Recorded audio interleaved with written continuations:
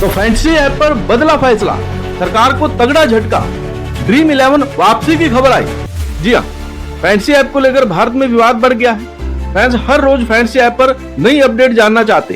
Court ने भी fantasy app की सुनवाई को फिलहाल के लिए स्थगित कर दिया है। लेकिन फैंटेसी ऐप बैन होने से भारत में ही नया खतरा बढ़ गया है। जी हाँ, फैंटेसी ऐप को लेकर क्राइम बढ़ सकता है। फैंटेसी ऐप को लेकर फैंटेसी एक्सपर्ट्स का बयान आया है, जो कि काफी ज्यादा चौंकाने वाला है।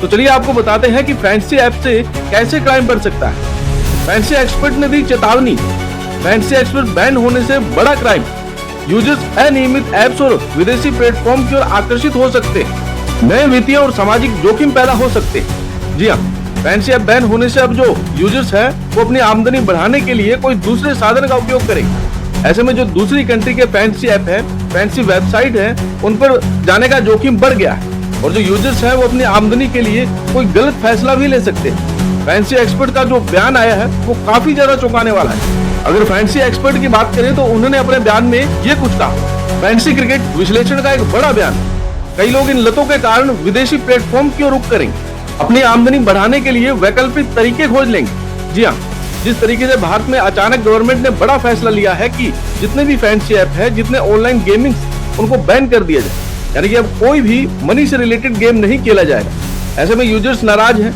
यूजर्स वैकल्पिक तलाश कर रहे हैं, यानी कि इनका विकल्प क्या है। ऐसे में जो दूसरे देश के जो ऐप है वो बहुत ज्यादा बढ़ चुके हैं। उन्होंने अपनी ऐप्स की जो पॉलिसी है उसमें बदलाव कर दिया है और भारत में भी इस चीज का खतरा बढ़ गया। इसके साथ साथ जो यूजर्स थे वो कई अन्य माध्यम की तलाश में और वो चाह रहे हैं कि जो ऐप बैन हुए हैं उनको कोई दूसरा विकल्प मिले। ऐसे में भारत में जो है क्राइम का खतरा बढ़ सकता है। जानिए देश में कैसे बढ़ेगा आतंक। फैंटेसी एक्सपर्ट का कहना है इससे धोखाधड़ी और घोटाले भी होते हैं, क्योंकि अब कुछ अनियमित नहीं है। अगर उपयोगकर्ता जीत भी जाते हैं तो भी इस बात की कोई गारंटी नहीं है कि उन्हें पैसा वापस मिल पाएगा या फिर नहीं।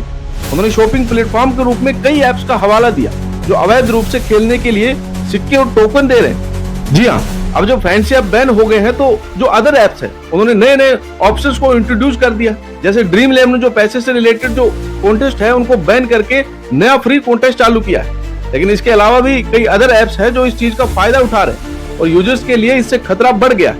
अगर बात करें कोर्ट की तरफ से फैंटेसी ऐप को लेकर क्या कहा गया, तो कोर्ट भी उन्हीं ऐप्स के पक्ष में है जो स्किल बेस्ड है, यानी कि स्किल से रिलेटेड गेम की वापसी हो सकती है। ड्रीम 11 की पॉसिबिलिटी है कि वापस ड्रीम 11 आ जाए, लेकिन अदर ऐप्स हो गए जैसे प्रोवो हो गए या कोई अन्य जिसमें आप गेम खेलते थे और जहां पर आप पैसे जीतते थे, ऐसे ऐप्स की वापसी मुमकिन नहीं है।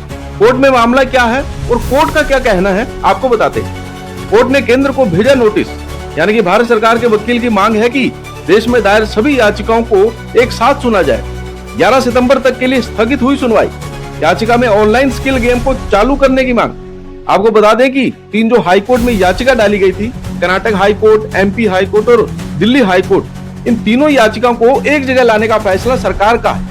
सरकार ने सुप्रीम कोर्ट से अनुरोध किया है कि इन तीनों ही याचिकाओं पर फैसला एक जगह किया जाए और जो 11 तारीख का दिन था, फैसले को स्थगित किया गया था। आने वाले समय में इस पर भी फैसला आ सकता है, लेकिन जो फैसला आएगा वो केवल स्किल बेस्ड गेम को लेकर ही आएगा। सरकार अदर ऐप्स के लिए बिल्कुल भी राजी नहीं। पीएम का जो बयान आया था उसमें भी क्लियर कर दिया गया था कि ऑनलाइन गेमिंग पूरी तरीके से भारत में बैन कर दिया जाएगा। युवाओं पे जोखिम था, जो लोग थे वो वित्तीय हानि कर रहे थे, यानी कि लोगों को लॉस हो रहा था। इस वजह से जो स्किल बेस्ड गेम है सुनवाई उन्हीं पर होगी। अब देखना काफी दिलचस्प होगा कि जो फैसला आने वाला है सुप्रीम कोर्ट से, क्या वाकई उससे ड्रीम 11 की वापसी हो पाएगी या फिर नहीं, क्योंकि ड्रीम 11 में स्किल्स का यूज किया जाता था। ड्रीम 11 भी स्किल बेस्ड गेम के अंदर ही है। अब ऐसे में सुप्रीम कोर्ट का जो फैसला है वही आखिरी फैसला होगा।